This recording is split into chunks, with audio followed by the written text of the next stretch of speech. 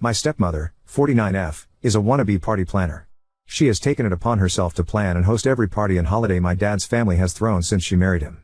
I never loved those occasions growing up. She's controlling and gets upset if people complain about anything, but humored her for my dad's sake. According to him, this helps her feel included. I'm getting married to my fiancée Jane, 26F, in July. We got engaged in early 2021, but Jane ended up getting pregnant a couple months after that, and we decided to postpone the wedding to focus on our son for a while. So we've had a long engagement. My stepmother has tried to hijack our wedding plans from day one, complaining, contacting our planner, showing up unannounced to Jane's dress appointments, etc., and we have repeatedly asked her to stop. Dad wants us to humor her, but she's clearly resentful of the fact that she's not hosting the wedding or being labeled mother of the groom in invitations.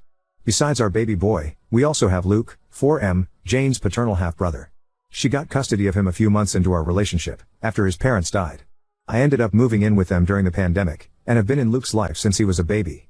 He doesn't call me dad, and refers to us as his sister and his op, but we love him like a son. Stepmother, though, hates Luke. She accuses Jane of baby trapping her way into the family. That accusation only got worse after our son was born. My dad gets along with Jane and adores the kids, but stepmother demands him to refuse babysitting Luke, so we don't leave the kids with them often. Instead, Jane's brother and Sil usually watch the kids for us, as their children are close to ours in age. We had a thing last Sunday, and my Bill was out of town with his family. Jane's other siblings live in different cities, as well as my mom and sister. My dad agreed to babysit at our place, and we left. We came back to find both kids crying, stepmother screaming, and dad weakly trying to calm everyone down. Apparently, Luke had told stepmother that both he and our son were going to be our ring bearers, and she went ballistic. She screamed that she wasn't going to allow that because he wasn't family. She then made me need to include the trigger warning when he started crying. His lip is still split. She'd never gotten to this point before. We immediately banned her from our house and from our wedding. Dad is fuming and has said he's not going without her. He's also convinced half of his side of the family, by severely downplaying what stepmother did, to boycott the wedding as well. This includes my stepbrother, who fully agrees with his mother no matter how many times I try to tell him the truth. Me and Jane are refusing to budge, but many of my cousins who aren't coming anymore are asking us to reconsider. Pretty much all of Jane's family agrees with us, but one of her aunts has suggested that maybe stepmother is acting out because she doesn't feel welcomed by my family. I've honestly had it with my family enabling her behavior. I love my dad, and really want him at my wedding, but I am more than willing to go and see if it means protecting my family. Edit, I think I accidentally deleted the paragraph where I mentioned this, but we did press charges.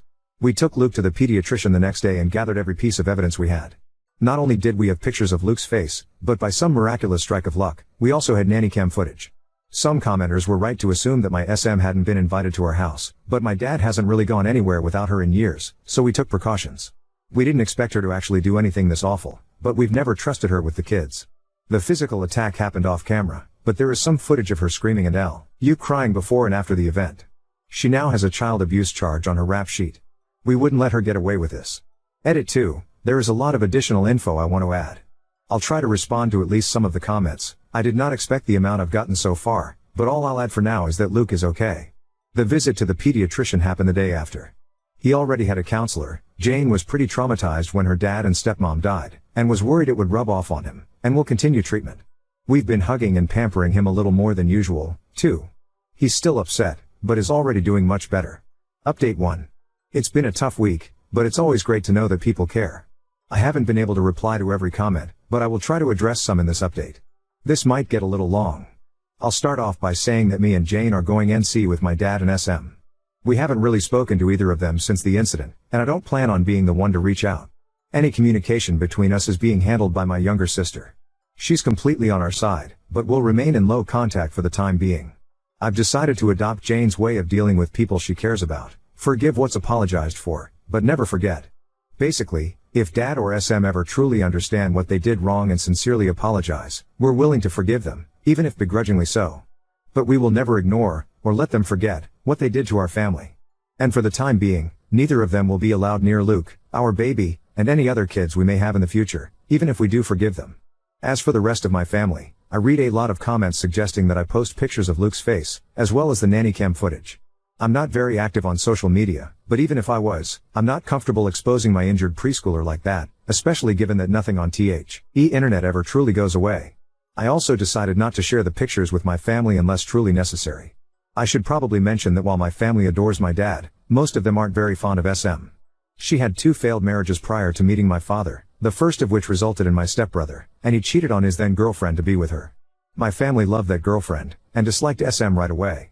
Not only has she been controlling and manipulative since the beginning, she's also tried to force her way into the family matriarch role by any means possible. Taking over planning duties for every family event was her favorite way to do it, because of all the attention and compliments that come with it. The main reason why I hated these parties growing up was because she'd always find a way to make everything about her, including Christmas and mine and my sister's birthdays. The rest of the family felt neutral about it, but they never liked her. With Luke, it was different. Most of my relatives didn't meet him until COVID restrictions got looser, and by then he was 2 years old. He's a bright and genuinely lovable kid, and there weren't really any other small children in the family, so everyone immediately started cooing over him. The way I see it, SM got upset that Jane and Luke were accepted by my family so easily compared to her experience, and that's why she resents them both, but I can't confirm that. She was also mad that, aside from not being the planner, she would have absolutely no involvement in the wedding party. She tried to pressure us into letting her officiate. One of Jane's best friends was offered that role a year ago, making stepbrother my best man. He wasn't interested, and I'd already gotten my best friend, or asking her sister's daughter to be our flower girl. We'd promised Jane's 3-year-old niece. Also, her sister's daughter is 15 and doesn't know us. She also tried to convince us to let my dad walk Jane down the aisle, since her father's gone, but her eldest brother, the Bill I mentioned in the first post, had already been enlisted. SM was disappointed that my family wasn't as involved in the wedding as Jane's, and kept making comments about how that would never happen if we put her in charge.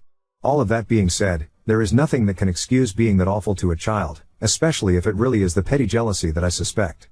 Because I haven't spoken with my father, my sister has been keeping me updated on what he's been up to. As I found out through her, the story my dad and SM told the rest of the family completely erases Luke's injury and the abuse charges.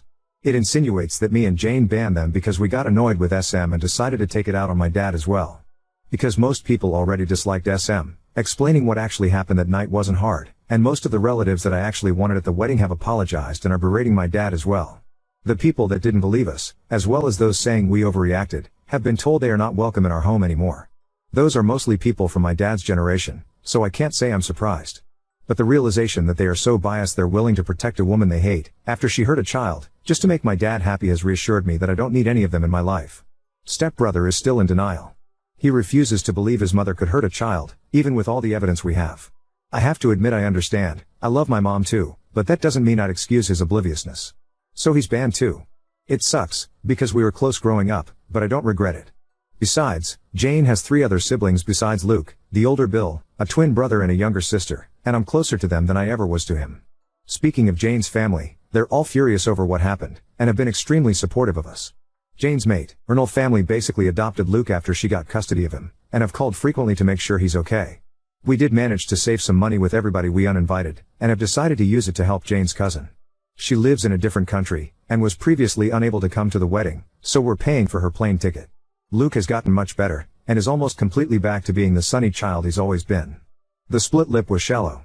It's healing slowly, but didn't require any stitches. We sat him down a few days ago, and explained that my dad and stepmonster wouldn't be around anymore. He really liked my dad, but understands that he and SM are attached at the hip. He's clearly scared of her, but we're doing our best to make him feel safe. Me and Jane have reassured him that he is family, we love him, and no one will ever change that. I'm not too worried about Dad or SM trying to show up at the wedding, but we've alerted the venue and given them pictures just in case they try anything. Better safe than sorry. Some people brought attention to the fact that SM is a hypocrite for saying Luke isn't family. I agree, for obvious reasons. Her main excuse for pretty much everything she does is that she doesn't feel like my family welcomes her. Dad has been guilting me to take part in everything she plans by reminding us of that for as long as I can remember. The way he continues to make excuses for her without realizing this is basically a case of the pot calling the kettle black, except Luke actually is family, is what has made me accept that, while I will always love my dad, it's not healthy or safe for me and my family to be around him anymore. It hurts to know my son won't have his only remaining bio-grandfather in his life, but he has 2 amazing step-grandpas to make up for it. For now, I'm sad, but satisfied with how things have turned out. I don't like to complain about my life. It's a mess, but a beautiful one. I love my fiancée, I love my kids, and I'm lucky enough to love my job. We're happy. I'm not letting anyone ruin that. Update 2. I'll start off by, probably, disappointing a lot of people. We're coming to terms with the fact that it's unlikely SM will get anything more than a slap on the wrist. Me and Jane are discussing our next move with our lawyer, but we're still not sure how we're going to move forward. It's too early to tell anyway, so we're trying not to get ahead of ourselves any more than we already have. However, I'm relieved to announce that we're getting started on the process for a restraining order against SM. We're using the same evidence we gathered the week following the incident, including the nanny cam footage and pictures of Luke, and we'll focus on that for the time being. I still haven't spoken to my father. My sister is still in LC, but is seriously considering cutting ties with him. Because my sister is the only one on my side that still talks to him, my father keeps trying to ask her about me, and whether I've calmed down yet. According to her, he's annoyed that half of his family refuses to talk to him, but still doesn't seem to accept why. I told my sister that she doesn't need to keep playing messenger pigeon between me and our father. I never asked her to do it, and it's clearly taking a toll on her, but she insists she'll stop when it feels right. By the way, there is absolutely no doubt whether SM attacked Luke. Not only did Luke say it the moment we got home, but that was also confirmed by my father in a failed attempt to defend her behavior. He never tried to hide it from us. That, and the fact that he gave Luke an ice bag, is literally the only positive thing I can say about his actions. And SM was too busy screaming about how much of a whining brat Luke was being to deny it. To those who guessed SM is younger than my dad, you get an invisible cookie. She's also 5 years younger than his previous girlfriend. They got together when I was around 15. Also, stepbrother is only a month older than me. She turns 50 later this year, had him at 21, married his father a year later. Both our kids are doing mostly okay. Luke's back to running around the house in his Superman costume whenever he doesn't have anything better to do. He did a few nightmares this past week, and is asked to sleep on our bed twice. We don't mention my father around him, and he's still seeing his counselor. Our 14-month-old son has learned 2 new words, hi and bye, and Luke is trying to teach him to say his name. Jane's sister, who moved away for college, is coming over for a couple days to celebrate her 21st birthday later this month. Luke's excited to see her, and Jane's excited to get drunk with her. Can't say I blame her. We're hoping her presence will cheer us all up. I'm not doing so good, and neither is Jane. She's usually the kind of person who tries to keep her negative emotions to herself, but she cried herself to sleep almost every night the week it happened. It breaks my heart to see her like that, and I can't help but feel like this is my fault. There's a part of me trying to tell me I had no way of knowing SM would do anything like that, but that doesn't really change anything. I allowed my father near my kids unsupervised, even though I knew she'd probably tag along. This is the guiltiest I've ever felt, and I don't think I'll ever forgive myself. Jane has been improving lately, and is trying to convince me to see a therapist. I've never really done that before, apart from a psychiatrist when I was younger, but now feels like a good time to give it a try. I was surprised by a few messages this week from people telling me to forgive my father and SM, as well as re-invite them to the wedding. That's not happening.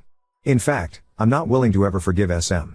My dad has now degraded to a huge maybe, but I will never understand or forget what she did. Also, though the wedding is the last thing on our minds right now, we're not postponing it. We considered rescheduling, but the date we'd settled on is pretty much the only one that works for our guests. We have passwords with all our vendors, and gave them all clear instructions not to talk to anyone but us. Jane's family is bigger and closer to each other, which is why they're more involved in the wedding than mine, but I do have family participating. My sister is one of the bridesmaids, 2 of my cousins are groomsmen, and my mom is walking down the aisle with a wedding party. Going through all of this with Jane has made me understand even more just how much I love this woman. I couldn't ask for a better partner to start a family with, and I have no idea what I'd do without her. This didn't tear us apart, and I couldn't be more thankful. I probably won't make any more updates until after the wedding, unless something big happens. Update 3. I didn't plan on updating again before the wedding, but something pretty huge happened. The good news is we got the row. The bad news is me and Jane had to see both SM and my father at the court hearing. This was our first time seeing them since we kicked them out of our house over a month ago, and neither of us were looking forward to it. We left the kids with Jane's brother and Sil, so at least Luke didn't have to see them. The hearing itself went a lot quicker than I expected. I'll give credit where it's due. My father was, at the very least, smart enough to understand there was no way they were winning this. There was a lot of evidence against them. Not only did we have the nanny cam footage and Luke's pictures and medical record, but my sister had also gathered every text and email SM had sent her and the family about what happened. And SM hates speaking on the phone, so there were a lot of those. They didn't even bother to get an attorney for the hearing. The judge granted us a protection order against SM. She's not allowed within 500 feet of us or our property anymore. We're changing all our locks this week, and I'm thinking about changing my phone number as well. I have to admit, the moment we left the courthouse was the safest I'd felt since this whole ordeal started. Jane was close to tearing up with joy when we got to the car. We picked up the kids and went to McDonald's with Bill and his family to celebrate. Hours later, my father called me. The order doesn't extend to him, so he can still do that. Jane and the kids were in bed, so I answered. I didn't expect him to change his mind and apologize all of a sudden, but decided to give him one last chance. He tried to start some awkward small talk, but I told him to get to the point. He asked me if the order was truly necessary. I stated, very clearly, that SM was never coming near Jane or my children again, and that I was glad I had an row to formalize that. Every excuse he had for SM was pretty easy to shut down, but she only hit him once. Yep, and that's enough for me. The kids need their grandma. She's not their grandma, Mom is. She's my wife. You need to respect her. She attacked Luke. She disrespected my family and my own house. I don't owe her anything, least of all my respect. He then went on a rant about family, how much of a godsend SM was and everything she'd done for me and my sister since she came into our lives. I replied by listing every time I could remember about her lying, overstepping a boundary or acting unhinged around me, my family or my sister. I brought up both my adult life and my youth. Examples included her attempts to hijack most of our milestones, recently, our wedding plans, our son's birth, Jane's baby shower and my sister's college graduation, her obsession with the idea of a perfect family and her disgusting attitude towards Luke. I also made sure to mention her habits of going through mine and my sister's stuff when we were younger. It's trivial, compared to everything else, but this behavior went on until my sister moved out of their house, only 3 months ago. We're pretty sure she found out about Jane's wedding dress appointments by reading my sister's planner while she wasn't home, for instance. Some of the memories I mentioned are long and hard to explain, but they did cement the fact that SM means nothing to me. He tried to go with the whole she doesn't feel included excuse again, but I shut him up.